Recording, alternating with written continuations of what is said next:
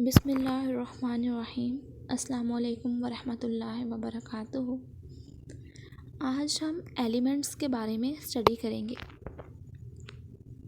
पहले टाइम में early ages में साइंटिस्ट ने हमें 9 एलिमेंट्स के बारे में बताया था।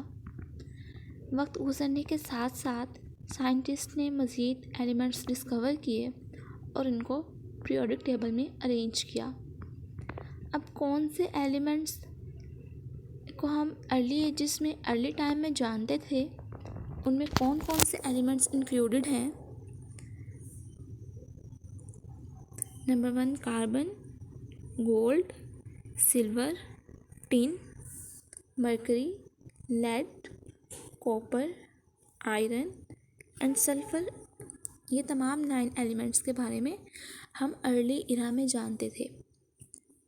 बाकी जो तमाम एलिमेंट्स हैं वो फर्दर टाइम में डिस्कवर हुए। तो उस टाइम पे जब साइंटिस्ट ने एलिमेंट्स को डिस्कवर किया तो उन्होंने एलिमेंट्स को डिफ़ाइन भी किया होगा कि एलिमेंट क्या है। उन्होंने कहा एलिमेंट हमारे पास एक ऐसा सब्सटेंस है जिसको हम ब्रेक नहीं कर सकते। जैसे हमारे पास रूबिक क्यूब होता है ना, कलर्ड क्यूब होता है जिससे चिल्ड्रंस जो हैं वो खेलते हैं इस तरह से, तो ये उसका एक सिंपल यूनिट होता है। लेकिन एलिमेंट को हम इस तरह इसके सिंपलर यूनिट्स में डिवाइड नहीं कर सकते। अब उन्होंने कहा by ordinary chemical process. Ordinary chemical process में ना हमारे पास 5 टाइप्स के प्रोसेस आ जाते हैं, जिसमें फर्स्ट पे जो है वो हमारे पास कंबशन आ जाता है, मतलब अगर आप किसी चीज़ को जला दें और वो टूट जाए। देन हमारे पास डिकम्पोजिशन यानी ब्रेक डाउन वो आ जाती है। थर्ड पे हमारे पास जो है वो इस तरह डिफरेंट प्रोसेसेस जो हैं वो हमारे पास होते हैं जिनको हम ऑर्डिनरी केमिकल प्रोसेस कहते हैं। देन 19th सेंचुरी में साइंटिस्ट ने जो एलिमेंट्स डिस्कवर किए उनकी टोटल नंबरिंग कितनी थी? 63 एलिमेंट्स। और अब हम कितने एलिमेंट्स के बारे में जानते हैं? 118 एलिमेंट्स। अब इन 118 एलिमेंट्स में से ना 92 हमारे पास नेचुरली अकरिंग है और 26 हमारे पास जो हैं वो आर्टिफिशली मेड है, यानी कि जिनको लैब्स वगैरह में खुद प्रिपेयर किया जाता है, वो 26 हैं। और जो नेचुरली नेचर में पाए जाते हैं वो 92 हैं। पहले हमने जो डेफिनेशन पढ़ी थी वो उस टाइम पे थी जब हमारे पास सिर्फ 9 एलिमेंट्स डिस्कवर हुए थे। मॉडर्न डेफिनेशन एलिमेंट की क्या है कि एलिमेंट हमारे पास एक ऐसा सब्सटेंस है जो सेम टाइप ऑफ एटम्स से मिलके बना है। यानी कि अगर हमारे पास एक एलिमेंट है तो उसमें जो हमारे पास तमाम एटम्स होंगे उसके, ये मैं आपको एक जनरल बता रही हूँ स्ट्रक्चर जो है, तो यहाँ पे हाइड्रोजन हाइड्रोजन हाइड्रोजन के एटम्स ही होंगे हाइड्रोजन के एलिमेंट में। यानी कि ऐसा पॉसिबल नहीं है कि हाइड्रोजन के अलावा यहाँ पे लास्ट कॉलम में क्लोरीन आ जाए, ऐसे नहीं होता। एलिमेंट में तमाम जो एटम्स हैं, एटम्स की जो टाइप है वो सिमिलर होगी। इसी तरह जब एटम्स हमारे पास सेम टाइप के हैं तो उनका जो एटॉमिक नंबर है वो भी सेम होगा।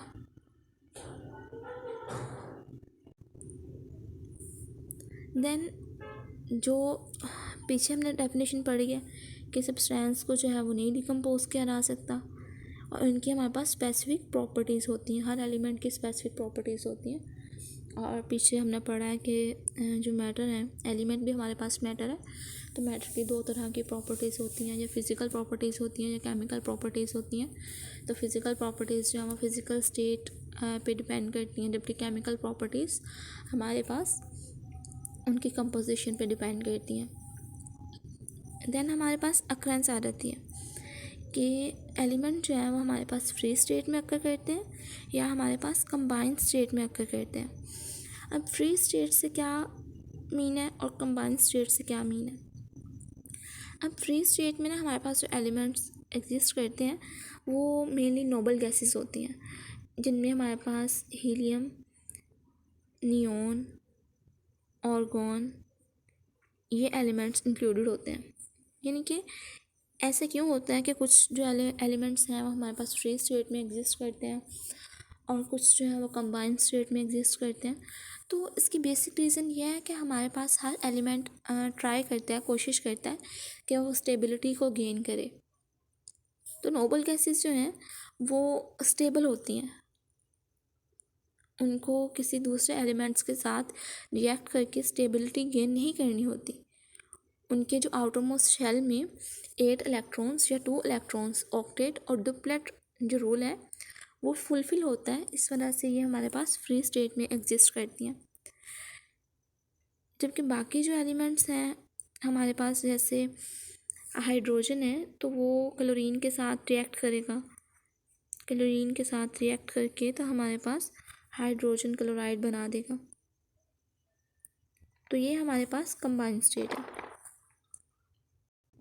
हम एलिमेंट्स हमारे पास इनकी क्या परसेंटेज है, अर्थ क्रस्ट में इनकी क्या परसेंटेज है, ओशंस में और एटमॉस्फेयर में इनकी क्या परसेंटेज है, इस बारे में भी हम स्टडी कर लेते हैं। अर्थ क्रस्ट में ऑक्सीजन की जो परसेंटेज है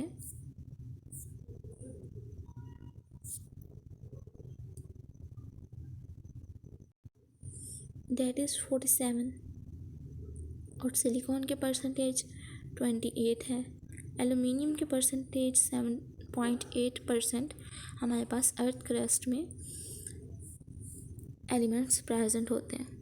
ओशंस में हमारे पास सबसे ज़्यादा परसेंटेज किसकी है, ऑक्सीजन की, यानी ऑक्सीजन की सबसे ज़्यादा परसेंटेज हमारे पास ओशंस में है। तो इस तरह से आपसे इससे रिलेटेड MCQs में पूछा जा सकता है कि ऑक्सीजन जो एलिमेंट है इसकी सबसे ज़्यादा परसेंटेज जो है वो हमारे पास नेचर में कहाँ एग्जिस्ट करती है, तो आप जो है वो ओशंस में बताएंगे। हाइड्रोजन के परसेंटेज 11% है और क्लोरीन की 1.8% है। एटमॉस्फेयर में ऑक्सीजन जो है वो 21% है और नाइट्रोजन जो है वो 78% है, ऑर्गन जो है वो 0.9% है। तो एटमॉस्फेयर में हमारे पास कौन से एलिमेंट की परसेंटेज सबसे ज़्यादा है, तो डैट इज़ नाइट्रोजन। ओके, तो ये आपने याद रखना है। देन हमारे पास है कि एलिमेंट्स जो हैं वो कितने स्टेट में एग्जिस्ट करते हैं। पीछे मैंने आपको बताया कि एलिमेंट भी हमारे पास क्या है, मैटर है। तो मैटर के बारे में हम प्रीवियस वीडियो में डिस्कस कर चुके हैं कि मैटर हमारे पास 3 स्टेट में एग्जिस्ट करता है, सॉलिड, लिक्विड और गैस। तो एलिमेंट भी हमारे पास इन 3 स्टेट्स में एग्जिस्ट करता है। सबसे ज़्यादा जो एलिमेंट्स हैं वो किस स्टेट में एग्जिस्ट करते हैं यानी पाए जाते हैं, वो हमारे पास सॉलिड स्टेट है। उनमें हमारे पास एग्जांपल दी हुई हैं। सॉलिड एलिमेंट में हमारे पास एग्जांपल कॉपर की, जिंक की और सोडियम की दी हुई है। देन हमारे पास कुछ एलिमेंट्स जो हैं वो लिक्विड फॉर्म में भी एग्जिस्ट करते हैं। अब हेलोजेंस में से ब्रोमीन जो है वो हमारे पास लिक्विड फॉर्म में एग्जिस्ट करता है। आपने थर्मोमीटर देखा होगा, तो थर्मोमीटर में हमारे पास मरकरी होता है। मरकरी जो है वो एलिमेंट है वो लिक्विड स्टेट में प्रेजेंट होता है, जो हम टेम्परेचर के लिए यूज़ करते हैं, फीवर में, बुखार में थर्मामीटर यूज़ करते हैं ना, तो उसमें हमारे पास जो लिक्विड होता है वो मरकरी होता है। और कुछ एलिमेंट्स हमारे पास गैसियस स्टेट में एग्जिस्ट करते हैं, जैसे एयर में हमारे पास डिफरेंट गैसेस होती हैं, तो वो हमारे पास एलिमेंट्स होते हैं। और हमने पीछे क्या स्टडी किया था कि एयर में नाइट्रोजन की परसेंटेज 78 और ऑक्सीजन की परसेंटेज 21% होती है।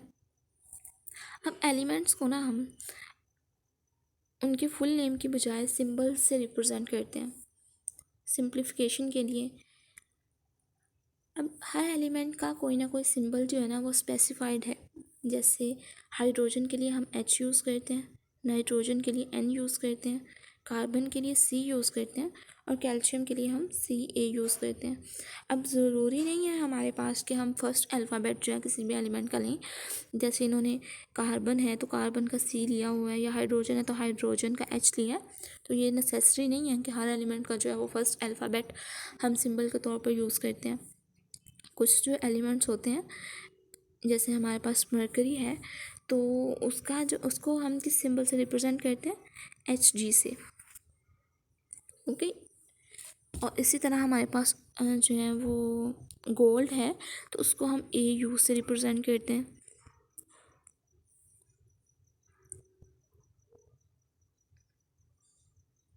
देन हमारे पास वैलेंसी आ जाती है।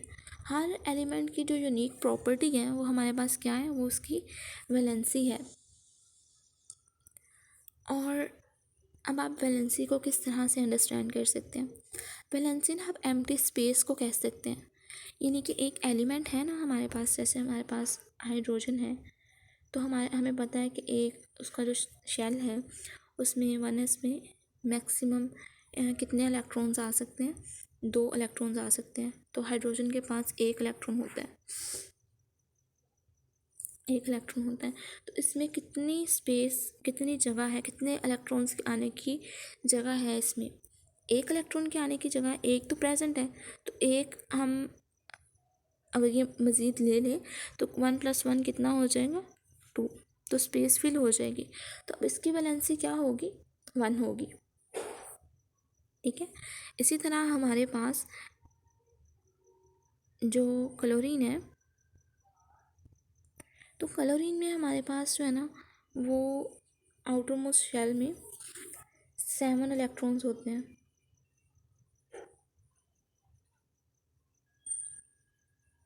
7 इलेक्ट्रॉन्स, 2s2 और 2p5। अब p जो सब शेल है ना इसमें 6 इलेक्ट्रॉन्स आ सकते हैं। तो यहाँ पे 1 इलेक्ट्रॉन जो है वो मज़ीद